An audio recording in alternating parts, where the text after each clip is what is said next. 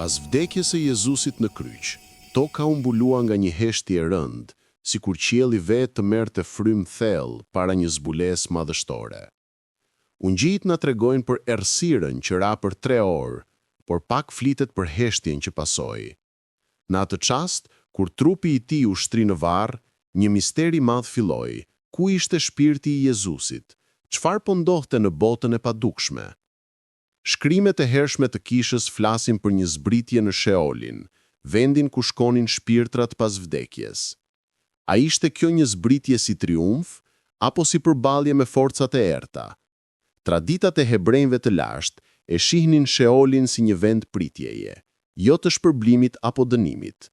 Por kur Jezusi hyri aty, gjithçka ndryshoi. Ai nuk hyri si një shpirt i burgosur, por si mbreti që vjen të thyej portat e errësirës. Kjo është dita e parë e misterit, një zbritje e heshtur, por me një qëllim hyjnor. Toka heshti, por bota shpirtërore u dro. Ndërsa trupi i tij qëndronte në varr, shpirti i Jezusit lëvizi drejt botës që hebrejt e quanin Sheol. Sipas traditës së lashtë, aty nuk ishte dritë, as gëzim, vetëm pritje. Por zbritja e Jezusit nuk ishte një humbje. Ishte hyrja e një mbreti që vinte të shpallte fitoren e tij. Apostulli Petro na thot se ai predikoi shpirtrave të burgosur, një frazë që ka tronditur teologët për shekuj. Çfarë do të thotë kjo?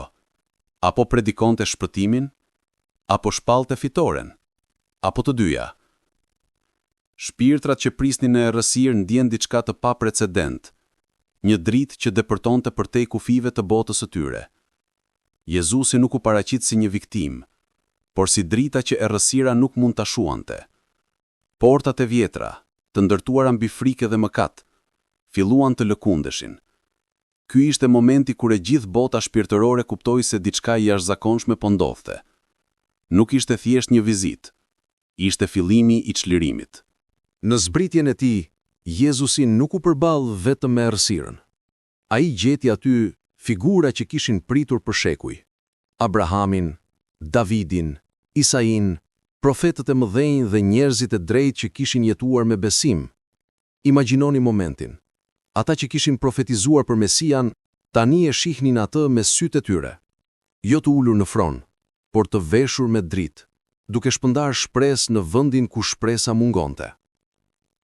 Tradita e hershme e krishterë e sheh këtë si çlirimin e të drejtëve. Çfarë fjalësh mund të jenë thënë aty? A e pyeti Abrahami? A je ti ai që unë pash nga larg? A tha Davidi, këngët e mia më në fund morën kuptim? Jezusi nuk shkoi për të qëndruar. Ai shkoi për të çliruar. Të drejtët e shekujve më në fund pan plotësimin e premtimeve. Errësira nuk kishte më forcë mbi ta. Kur drita hyri në Sheol, errësira reagoi. Traditat e krishterat të hershme flasin për një moment të fuqishëm kur Jezusi u përball me princat e errësirës, forca që kishin mbajtur njerëzimin të lidhur me frikë dhe vdekje. Ky nuk ishte një duel fizik, por një përplasje autoriteti. Forcat e padushme mund të kenë menduar se e kishin fituar, por ardhja e Jezusit i vërtetoi të kundërtën.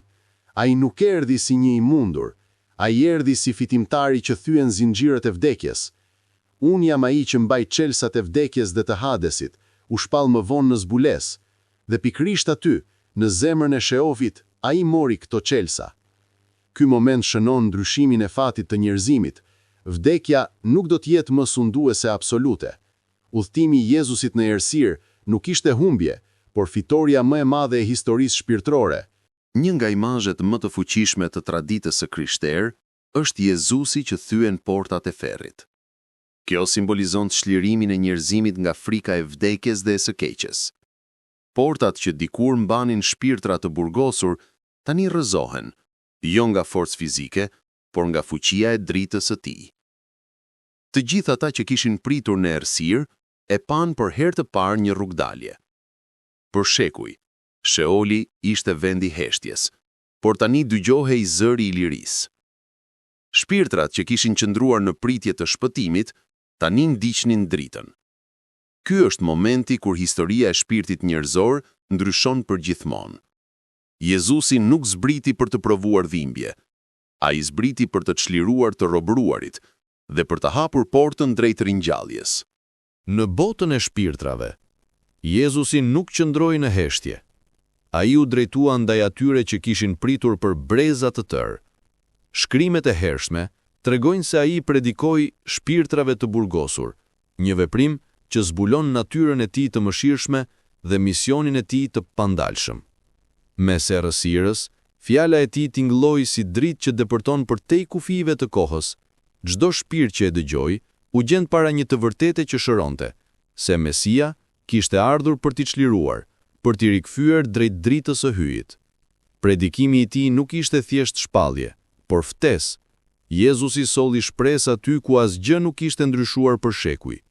Ai foli për dashurinë e Atit, për faljen, për ringjalljen që po afrohej. Errësira, e mësuar me heshtje, nuk mund ta duronte fuqinë e fjalëve të tij. Shpirtrat ndjenin një ngrohtësi që se kishin përjetuar më parë. Një epokë e re po linte. Aty, në mes të botës së padukshme, filloi zgjimi i madh. Pas predikimit të tij, erdhi çasti i çlirimit. Jezusi u afrua pranë atyre që kishin vuajtur në heshtje, të lidhur me zinxhir simbolik të dhimbjes dhe pritjes së pafund. Çdo hap i tij lëshonte një dritë që i thyente lidhjet e tyre. Tradita e krishterë e quan këtë moment Harrowing of Hell, çlirimin triumfues të drejtëve. Shpirtrat e robëruar u ngritën drejt dritës së tij me shpresë të ripërtëriur. Qëndruan aty figurat panumërta, gra dhe burra që kishin jetuar me besim në erën e vjetër dhe tani më shihnin shpëtimin e premtuar. Errësira nuk kishte më fuqi t'i mbante. Ky ishte triumfi i parë i ringjalljes, edhe pse trupi i Jezusit ende qëndronte në varr. Forcat e errta e panë se pushteti i tyre po shuhej. E gjithë Sheoli u mbush me dritë dhe një lëvizje të padukshme. Shpirtrat që çoheshin lart drejt lirisë. Pasi portat e Sheolit u thyen, shpirtrat e çliruar u drejtuan drejt rrugës së re që Jezusi hapi. Ajo nuk ishte një rrugë fizike, por një kalim shpirtëror që çonte nga errësira drejt dritës së qiellit. Drita e Jezusit udhëhiqte këtë udhëtim, sikur çdo hap të ishte një transformim. Çdo shpirt që ndiqte këtë rrugë e ndjente barrën e së kaluarës duke u zhdukur. Në këtë lëvizje madhështore, engjëjt filluan të shfaqeshin, të thirrur nga fitoria hynore. Ata i pritën shpirtrat me gëzim dhe i shoqëruan drejt një bote të re ku nuk kishte më dhimbje. Ishte një ditë e triumfit të shpëtimit, një dëshmi se vdekja nuk ishte fundi. Nga Sheoli, një lumë drite u hap drejt qiellit, dhe në mes të tij, Jezusi qëndronte si udhërfyes, duke treguar se asgjë nuk mund ta ndalë dashurinë e Perëndisë. Ndërsa shpirtrat ngriheshin drejt dritës, toka poshtë qëndronte në heshtje të thellë. Ishte dita e dytë, një ditë ku dukshëm asgjë nuk po ndofte, por në botën shpirtërore po zhvillohej transformimi më i madh.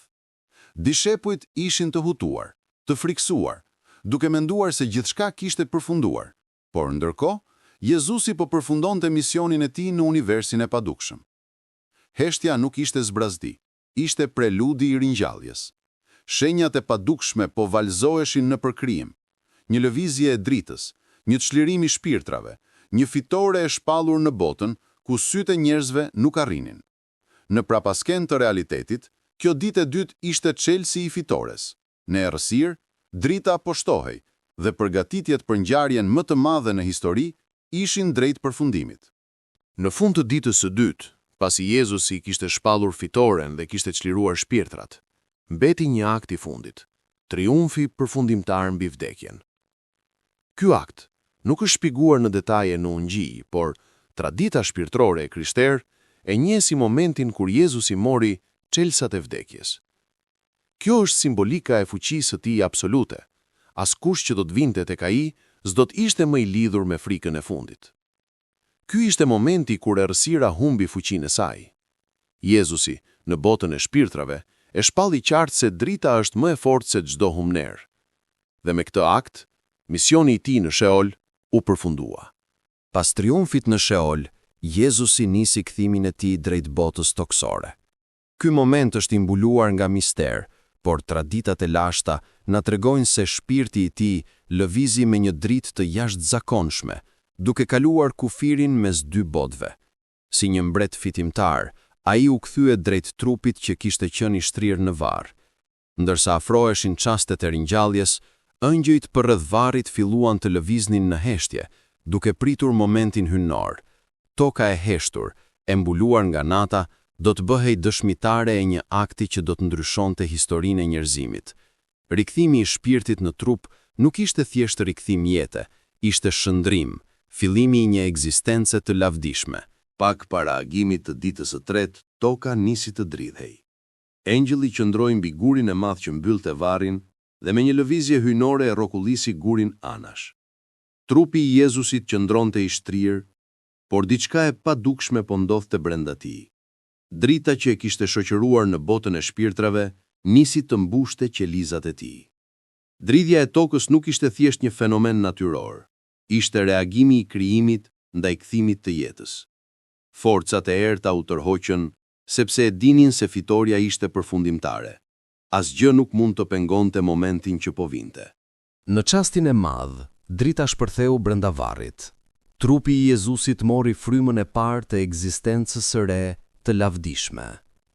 Çdo plag u mbush me dritë, jo për t'u zhdukur, por për t'u bërë dëshmi e përjetshme e dashurisë së tij. Kjo nuk ishte një kthim i thjeshtë në jetë, ishte një transformim drejt pavdekësisë. Engjëjt u përulën ndërsa ai u ngrit në këmbë, i shndritshëm, triumfues, më i bukur se çdo formë që njerëzimi kishte parë. Shekuri u nda në dy përgjithmonë, para ringjalljes dhe pas ringjalljes. Me një qetësi hyjnore, Jezusi doli nga varri. Drita që e rrethonte ishte aq e fortë sa rrojet u tronditën dhe ranë për tokë. Ai ecste si ai që mban universin në duar, me një qetësi që tregon fitoren mbi gjithçka që dikur i trembej njeriu. Ai ishte gjallë, ai ishte ringjallur, dhe kjo ishte e dukshme në çdo hap të tij. Dalja e tij nga varri nuk ishte veç një moment historik, ishte hapja e një epoke të re shprese për gjithë njerëzimin. Pas daljes nga varri, Jezusi u shfaq para grave që e kërkonin me lot në sy. Fjalët e tij të para ishin paqe dhe gëzim. Ai u tregoi se vdekja ishte mundur dhe se dashuria e Atit ishte më e fortë se çdo frikë. Ky ishte mesazhi që do të përhapej në çdo kontinent, në çdo brez, në çdo zemër që kërkon të vërtetën. Ringjallja nuk ishte vetëm një ngjarje së kaluarës, ishte porta e shpresës për njerëzimin. Çdo shpirt që beson në të mund të ecë drejt dritës. Kështu u përmbyll misteri i 3 ditëve, me triumf, me lavdi dhe me dashuri që nuk vdes kurrë.